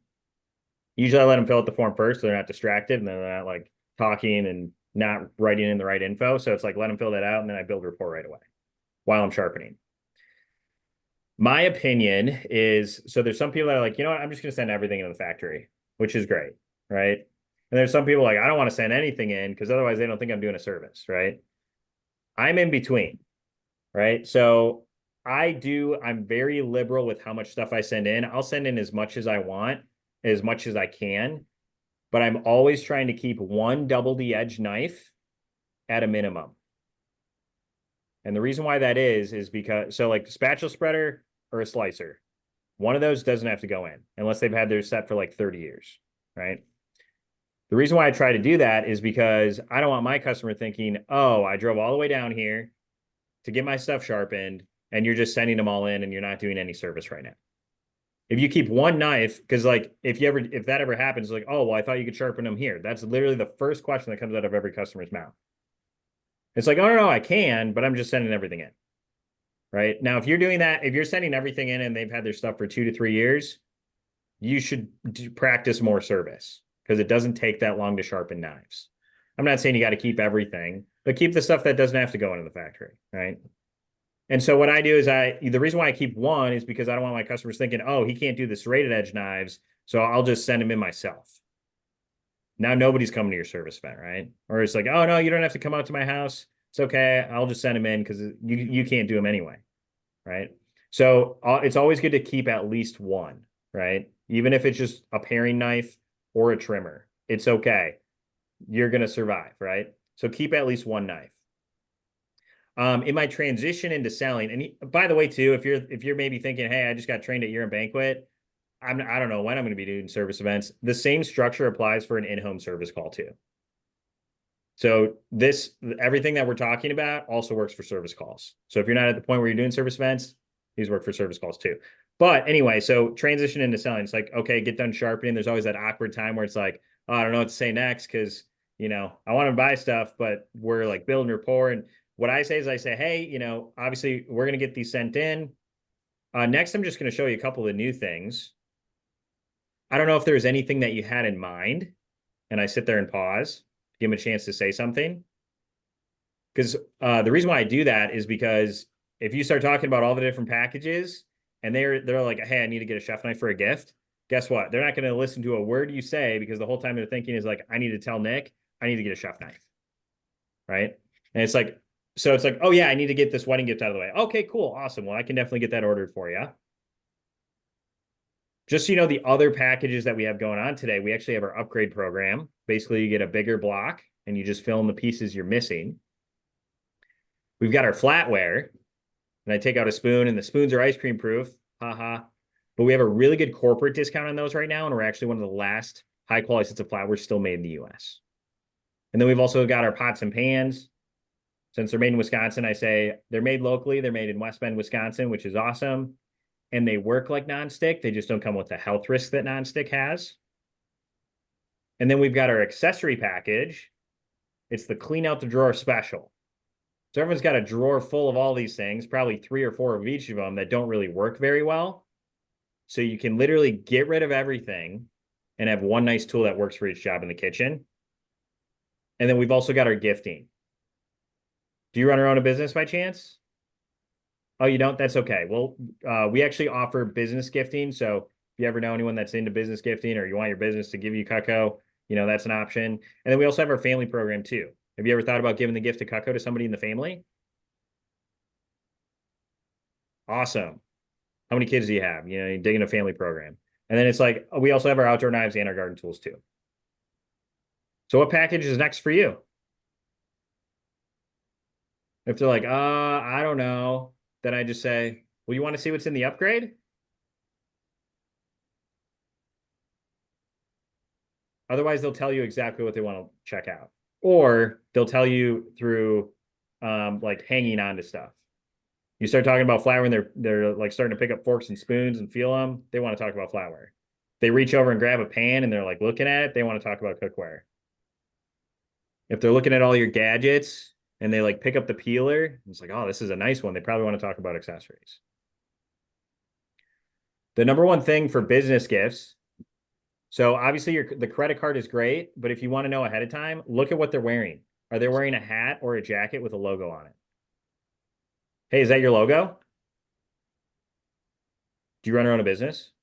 Oh, you just work for them? No worries. Oh, you do own a business. That's great. What do you do? Do you give gifts to clients or employees? Well, you already know how awesome Cutco is. Imagine if your employees got this as a gift. You can dig into business gifts, right? So it's like going over giving a short elevator pitch of every single package and just open the door to sell anything, right? And obviously it's up to you to sell that stuff, but opening the door and giving your customer the option to pick what they want to talk about is the easiest way to sell stuff. And if they don't know what they want to talk about, you can always lean on the upgrade because upgrades are very easy to sell. So Awesome. Appreciate it, Nick. Cool. Well, to kind of finish this off, let's just get some final tips for building value with Cutco owners and closing on upgrades specifically. Because oftentimes knives are, we're a kitchen company, but we're a knife company before we're a kitchen company. So a lot of times we're going to be selling upgrades. So let's hear about how you build value with Cutco owners and close on upgrades. I can go. Sweet. So kind of like I mentioned before, just overall, and this line is good really for anything. So again, if you're going to eventually get it anyways, you can swing it. The only thing that ever changes the price and only goes one way. So at the end of the day, you're going to end up spending more money on the same exact thing with the same exact warranty. So knowing all of that, wouldn't it logically make sense to get it sooner rather than later? And then again, I'm completely unattached to what you get. So it's like what Bert said earlier, like I'm here to help you, not hurt you, right? I'm not here to take food off the table, right? So like obviously if you can't swing it, don't worry about it, don't get it. Let's look at something else, right? But even if you get partial of it, I can still give you a great deal on completing it later, right? So you still won't pay full price.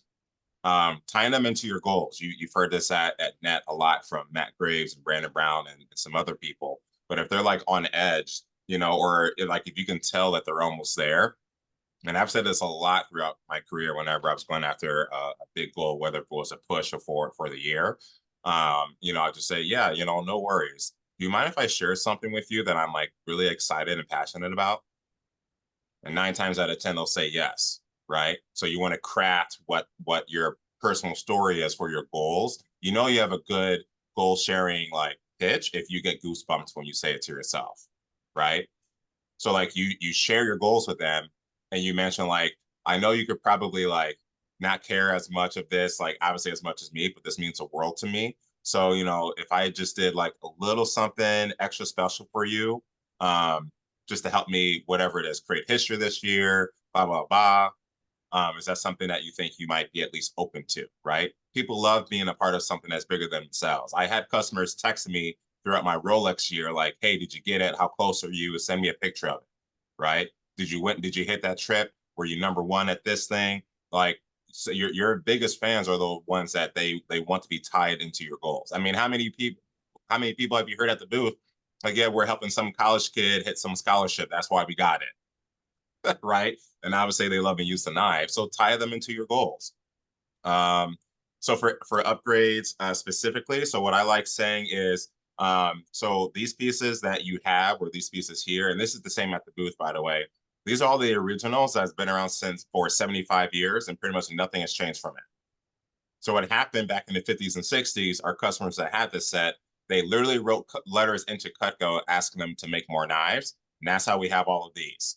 Whether if you like section out all the pieces or you hold up the brochure, whatever you want to do. And I just say, so these are the newest, the improved, the best pieces that we make based off customer feedback, right? Like there's obviously one of every knife in this basic set. So they just get overused a lot.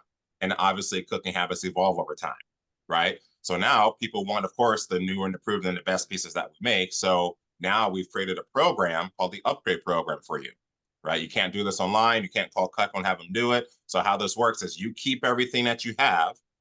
And what we simply do is we just send you the bigger block and all the best pieces. And what you have plus what's new, they all fit in the block. Plus you'll get a couple more steak knives as well. And because you're a preferred customer, you're going to get a preferred pricing on this today here at the service event. Do you want me to show you what comes in the upgrade? I had one customer, not even know what they were, but because I said these were the best pieces, they're like, yeah, I'll get it. Right. But then if they're interested and are like, yeah, show me what's in it, then like lean into that. That tells you that you have like an upgrade prospect in front of you. Okay. Show how the upgrade is the solution to their problems with the smaller sets. So I mentioned this earlier, right? If they aren't using half the pieces in the homemaker set because they use a carving set once a year, the butcher knife looks like something that's straight out of Aladdin, and the French chef knife is like this 10-inch knife that like, Mr. Jones is afraid to use, right? Well, Mr. Jones, like literally these pieces that are in the upgrade, they're like half of these pieces are right around the same price or the same sizes as your favorite pieces in your homemaker set, right? Trimmer, the petite cover, right? Like you look at the 4-inch paring knife, the cheese knife, 5-inch Shantoku, the Hardy slicer. So I say like you get 5 more utility knives that you're actually going to use more on a daily, weekly basis, and not just chilling in your set. Okay, that's why we came out with this mini chopping knife, because our customers felt just like you about the really big 9-inch chef knife. It was just too big to use for every day. So look at this cute little guy. They're like, wow, that is super nice. Yeah. And I had a customer that thought, that she was a little skeptical of this piece, or like didn't know if she could like trust me. Next time she saw me, guess what she told me? This is her new favorite piece. Right? Mrs. Jones, the reason why we have to send in your paring knife is because you were using it on the cutting board, and that's why it's so dull, because there's not a lot of blade to it, so it just makes it more fragile. That's why we made the 4-inch bigger, the 4-inch paring knife, so you can use it in the air and on the cutting board, right? So the more that you can connect the dots and show them how the upgrade is the solution to the problems that they're having in their basic sets, the more that it'll just make sense to them. The more head nods you're getting from your customers, or the more like, oh, that makes sense, that's just an easy sale every single time. Okay. And then price comparison is huge, where I ask them, so especially this is great if they bought, the homemaker set like 20, 30 years ago. Hey, do you remember how much you spent on your set when you got it? Right. And Q, I think you actually said this, where like you want them to get a specific number, or at least like, okay, well, do you think it's a few $100 or a few $1,000s? Right. And then say, cool, well, just so you know, this same set now is retail for $1,800. I'm like, holy crap. I'm like, yeah, I know. Right. So the average knife now is about $150. So we got 9 pieces plus the 4 steak knives or table knives. And the block kind of counts as 3 different knives with how it's priced out. So you can imagine how much people cost to upgrade their sets. Right. But don't worry, we're going to hook you up. And then every time when you show them what the actual price is, it's like not nearly as much as what, 150 times whatever that number is, right? And then you say, and then what's great is because you're here, if you don't want to pay for all this once, one of the specials we have here is you can actually split this up over 5 months completely interest-free. And that's something that I say because online they can only do 3 months, right? So that's why I say only here or only through me. That's one of the special offers that we have. So those are some of the things that I do. Obviously, we don't have time to go into a full talk, right? But those are some of the key highlights that I have for upgrade specific. Awesome. Anything else, Tara and Nick? Sorry, you can go. Well, I forgot the question already. Vern, you just took us to church. As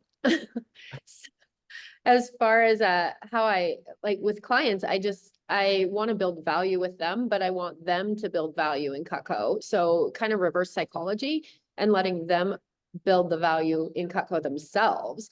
So, and at service events, it's such an easy place to do it because generally we're either taking their knives or they've doled them out so much, it's an easy way to say, this is why you need more because these are so dull, right? So you need more because you're using these ones so often. And you're probably, the cheese knife is not the everything knife, people, right? Like that's like my catchphrase anymore. People come up, this is the everything knife. And I just want to like throw the knife in the garbage because it's not the everything knife. I'm going to make a brochure about that. But so it goes into why you need all these other knives. I mean, it's just a perfect opportunity. Mrs. Jones, you have 3 trimmers. all of them are going back to the factory. You overuse and abuse them. This is why you need this and this and this and this, right? Like, so, and she's like, well, it's my favorite knife. Yeah, what do you use it on? Tell me. Well, let me talk to you about this knife. And it's just an easy way to get them to build value back into the knives that they love already. So if you can get them to realize why they love Cutco, why they spent the money on Cutco in the first place, it's easier for them to go into that. And then I think Vern said, him and Nick both say this, if now's not the time, I always say, I'm here to get you what you need, not what I need you to need. And that's just a trust statement. I always say it right off at the booth. I say it everywhere. It builds trust right off the bat. Now I'm not a salesperson. I've been doing this for almost 16 years. This is my job. My job is to know the knives and to know what works best for what you need. So you talk to me about what you're cutting, what you need, what your budget looks like, and we'll find what fits for you. And then it's just easy from there because now they trust me. The end. Awesome. Thanks, Tara. So there's two things. I think Vern covered upgrades. So there's two other things that help. So price positioning, the upgrade, and then also how to upsell bundles. So for price positioning and upgrade, the big thing that I do is so I go through the full upgrade, show them all the pieces, and it's like, oh, you probably wonder how much this stuff costs now, huh? And it's like, well, we got this far, might as well see what it costs, right? Okay, so I flip in my deals binder to an ultimate with table knives, and I say, okay, so this is what, if you were to get everything that you have, plus all the new stuff, this is the retail price. And then I flip to a homemaker, +8, and I say, now this is the set that you have, and I honestly don't care what they have, right? They could have a 5-piece, a galley, a signature. This is what they have, right? This is about what you have, or hey, this is about what you have, but with a couple extra pieces. It just depends. Every person is different. This is about what you have, and this is how much your set costs now. Now, obviously, Mrs. Jones, you didn't pay this much for your Cutco, not even close. But the cool thing is what we do is we give you this amount back towards the big set, and that brings your upgrade price. And then I flip to a complete upgrade down to this. It's like 22 and some change. Now, the cool thing is you actually don't have to pay for it all at once. You can split it up on our easy pay, and then I explain the easy pay. It's like, so is that something you guys want to go ahead and do today? There's so many times where people just no objections. Yep, we'll do it. You close one of those at a service event, it's a good day. You close 2, it's a great day. You close 3, you're having a record-breaking day, right? So, but price position is important. Bundles then, it's like, okay, cool, we sold the upgrade. How do we move into upselling? Well, hey, obviously, you're going to love all your new knives. Just so you know, for the future, we also have the flatware that I mentioned earlier. So obviously, those are great. Elevator pitch. We also have our pots and pans. Those are awesome. They work like nonstick. They're awesome. We also have all the accessories. Then we got the outdoor knives, gifts, and all that stuff too. If they grab or ask questions about a product, I move into upselling. So let's say they grab a peeler, right? It's like, okay, cool. Hey, just so you know, obviously, if you want me to put this on your wish list for the future, I totally can. But if you want, since you're already doing the upgrade, I can actually get you a bundle discount. So basically what that means is if you add the accessory package to your order, we can actually save you an extra fill in the blank. And the cool thing is you get all these gadgets. You can literally get rid of all the junk that doesn't work very well. Simplify your kitchen. You just have one nice tool that works. And you never have to buy gadgets or accessories ever again. No more broken can openers. How nice would it be if you could literally just get rid of all the stuff that doesn't work very well and just replace it with, stuff that is guaranteed forever and you never have to replace? Do you want to add that on your order too? It's that simple. It's just showing the options and giving them an opportunity to buy. And if they say, hey, no, we're good. Customers will always tell you when they are done buying stuff, no matter what. So if they're like, hey, Nick, we really like this stuff. Hey, Jared, we really like the flatware, but I think we're good right now. We're good with just the upgrade. Then okay, no worries. Well, at least we have it for the future. So whenever you guys are looking for flatware, make sure you give me a call and I'll try to get you a really good deal on it. Okay. Guess what? Now they know for the future if they're ever looking for flatware. Oh yeah, I should probably call my Cutco guy instead of like, oh, my Cutco guy never showed me anything about flatware. Now I don't even know that it's a product that they sell, right? But hey, maybe they add on the accessory package. Maybe they add on the flour. It's like, okay, then what else am I going to show them? Oh, well, we also have the cookware. Do you even know that we made cookware? Oh, really? Pitch it. Now, just so you know, we actually have our Cutco kitchen package. So actually, if you get at least 3 of these packages, we can get you an even better deal. Do you want to add that on too? Right? And you just don't stop until they tell you to. But those are a couple little nuggets to sell to past customers. Wow. All right. So that pretty much covers it for our questions. Just a few things that I heard on this like second portion here about like selling at the event, and then I think we have some time for Q&A. Talking about goals and creating urgency at the event, having a power intro for both you and for the Cutco kitchen. You'll notice like all of them talked in some way about talking about every package every time, right? So every Cutco owner should leave the service event knowing what each of the packages or programs are that we have. And if you've never scripted a Cutco kitchen intro before, Nick gave it to us earlier. I would go back and rewatch that and script that. You can tell that Nick has given that over and over and over again. So making sure that every Cutco owner knows what each of the parts of the Cutco kitchen are. We got lots of goods on selling upgrades from Tara and Vernon. Building trust with your customers, rebuilding value in, visiting. How much did they spend on their Cutco before? And what is their price expectation now? And then positioning the upgrade in a way so that they can see how much money that they're saving in the long run by just doing it. And then, taking really good notes and using things like quad folds and print offs. So lots of really good stuff. Hope you guys got some goods out of this. And then I think we have some time for questions. Yeah, I think we have time for about 2 questions. And then you can always post some group me questions or reach out to us. We're all part of the team. So does anyone have any questions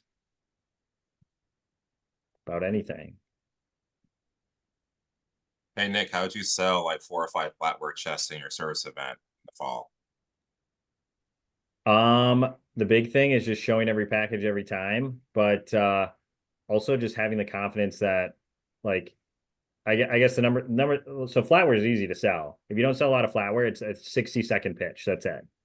But the big thing is like just having confidence, continuing to pitch every Nick, single you're cutting package out a every little single bit. time. Oh, sorry. Are we good now? Too much fire for Zoom to handle. Yeah. So much. Can you guys hear me now or no?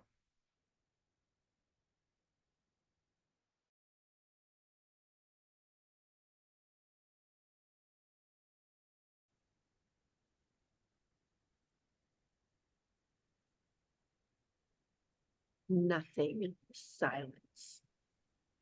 You just blew the room away. We apparently.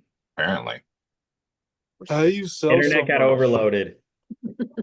we're just running a business. That's all. We're just working over here. Okay. Can you guys Wait, is Nick actually back, or did he drop? Did he drop off again? Nobody has any questions, really? All right, I'm going to ask a question because we didn't talk about it. Any tips you guys have on how you set up your display at a service event, or just keys to keep in mind when setting up your display at the service event? I set mine up completely different than anybody else, I think, in the company. That doesn't surprise me at all. I know. I literally set mine up like a trade show. The more Cutco, the better. I love it because I get walk-ins and I love people being able to play with sharp objects. And I don't know if everybody else is able to get a sharpener. I never have somebody that sharpens for me. I do all of that myself. So, it gives me a lot more time to be able to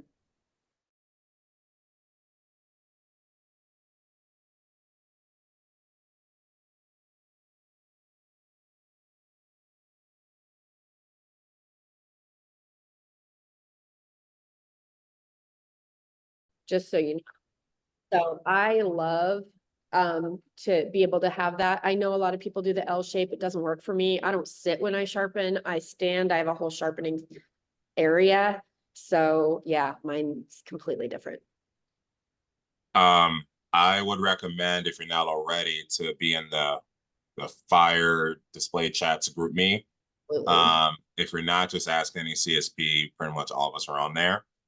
And then just look in the gallery and you'll see all different kinds. But you know, similar to Tara, I front of the ultimate or right next to it. But then I have the flatware next to that, and then the cookware next to that. And then on this side is like the other sets, the outdoor stuff, and all that good stuff. And then currently I'm using 3 boards. So I have the 2 main boards in front of me, but then I'll have the board with all the like specialty knives like off on one of the other tables. And I just found that does help in some cases when it comes to upgrades, because you know, when their trimmers are like all dull in one, you know, at the very end tip, that's just an easy way for me to grab the Santoku trimmer and show them like, this is why Cutco made this one, right? So it just helps with their upgrade. Or if they're like, I'll never use that cleaver. Okay, great. Well, in your upgrade, it actually doesn't come with the cleaver. It'll actually come with this piece instead. And I can just grab from that specialty board, you know, and grab, say like a gourmet knife or something like that. Awesome. Oh, I was going to mention too. So Nick mentioned earlier, like if you just got trained, or you're like, what the heck are service events, man? I'm just trying to work this farmers market next weekend, right? And just like you said, like the structure is like literally the same for service calls, right? Like if you field train with me on service calls and service events, like the structure is literally the same, right? So just use this as a way to like inspire you to look at this as a business and not just a like part-time job, because eventually you will get to the point where it just makes more sense to do more service events in relation to also service calls as well, right? So I do recommend to still do service calls, because not everyone's going to come to a service event, right? So that's why I do offer service at my home shows on the weekends, and I still do offer service calls throughout the year. And we all had to start somewhere. Look, I did a thumbs up. Sorry. Sorry about that. My internet we got a lot of construction happening in our neighborhood, so I don't know what was going on, but I think we're good now. You're being censored, Nick. They don't want you to tell us the goods. Yeah. Yeah, if you guys have any questions, you can always reach out to me too. I'm sure you got some awesome questions answered from Vernon and Tara, though. Go field training. That's the other thing. Go field training. Watch Do the the CSPs work. do service events in the area. They're all on the calendar. So you can literally just reach out, be like, hey, Tara, can I come watch you? She might say no, but you can still ask. I would not. Maybe. Awesome. Well, we only got a few minutes left of our call here, so appreciate Quentin for emceeing our panel. Appreciate all of the people speaking. I hope you guys got some goods from this call so far today. You know, it's been great. I'm gonna remove the spotlights here. Yeah, appreciate you guys giving us the goods. Couple team updates. So we have our steak dinner contest coming up. It starts next week. So if you don't already have service events or events in your calendar, make sure you get some in your calendar. Just so you guys know too, if you're doing a farmer's market, you're doing a smaller event, or you're doing a large event, and you get service call leads and you're going to go do in-home service calls, if you tab those service call leads from the event on your event after you complete them, and it's during the steak dinner contest, those sales still count towards the contest. As a reminder, the 2 divisions that sell the most, it's not the reps, but the events within those divisions. Whatever events sell the most in each division, that's where we'll host the 2 dinners. And it's $7,500 to qualify, $12,500 to go for free, and then $15K to go to both dinners or bring a significant other to one of them. But yeah, so super excited to treat you guys to some steak. I'm curious which divisions sell the most. So I know IMD is really pulling for me to book a flight and fly out there to buy them steak. So watch out. But anyway, so yeah, make sure you're selling big for that. Another thing, So I was at the coordinator summit this last week. Got a lot of goods from all the top coordinators in the nation. So yeah, it was a great event. A new program that we're actually going to be implementing is we're calling it Events Accelerator. Okay. So we're only taking 5 people. What it is it's essentially a coaching program where you get with these 5 people. It's gonna be I'll be running the calls, but it's a group coaching call weekly. It's an hour each week. And then I'll also be doing a one-on-one phone call with each of those 5 individuals. If this is something that you're interested in, just so you know what we're looking for are people that are at least tier 2, so selling at least 75K a year. If you are tier 3 and you're still interested, you can definitely reach out in case we have space, but we're definitely going to be looking at tier 2 and tier 1 reps first. People that are in like a build phase. So what that means is you are still building your business and you don't have 10,000 clients yet, right? So that's the majority of the people on this call. But if you are tier 1 or tier 2 and you don't have 10,000 clients and you want to build your business, you can get to a point where you can be like Tara and just run a service event in your service center and still sell a ton of Cutco, or just get reorders, or, if you're like Vern and you just do a holiday sale and you just get a ton of sales over the phone and you don't have to do anything for it, if you want to eventually build a business like that and that's sustainable, and you don't have to be making phone calls every single day. You don't have to be in the trenches every day. You don't have to have 5 appointments each week in order to get a paycheck. So if you want to build a business that's sustainable and you have 10,000 clients at that point, those are the types of reps that we're looking for. We're also looking for people that want to grow their business by $100,000 this year, right? $100,000. If you want to grow by $100,000, we want you to be in this group, right? Now, it is a free coaching call, but there is going to be activity requirements. And it's not necessarily only inside the booth, it's also outside of the booth too. So if you feel called to join the Events Accelerator group, definitely shoot me a text or email, and I can definitely give you more info. We'll probably be launching the program sometime in May or June. Stay tuned for that. But if you are interested in joining the Events Accelerator group, definitely reach out. Like I said, we're only looking for 5 people at this point. That's all we have room for. So if you want to apply, great. Like I said, we won't be able to take everybody because we only do have 5 seats and we've got 70 people on the team. But if that's something you are interested in, get a little more one-on-one time with me and a small group of people that's trying to grow their business exponentially this year, definitely reach out. And then last plug. We didn't have time to hear from our event managers, but I know Caden definitely wanted to make it known. If you are not doing farmers markets yet, you're nuts. Farmers markets are so profitable. I know Brian O'Neill is probably the person on this call that absolutely loves farmers markets the most. I think he worked his first 2 in Wheaton the first week, didn't sell much, but he got 7 leads. And I know obviously those 7 leads are going to create a lot of extra business for him. So if you aren't doing farmers markets and you're interested, there's always a farmers market in your local area. It doesn't have to be the biggest, farmers market. Obviously the big ones are awesome, but if it's not a big one, that's okay too.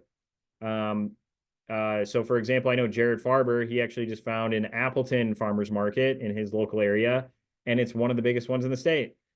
Yes, it's a little more expensive, but he's selling $2,500 in 5 hours. It's crazy. So if you aren't doing farmers markets, definitely look into those, especially if you have a few weekends open. You don't have to book the entire season.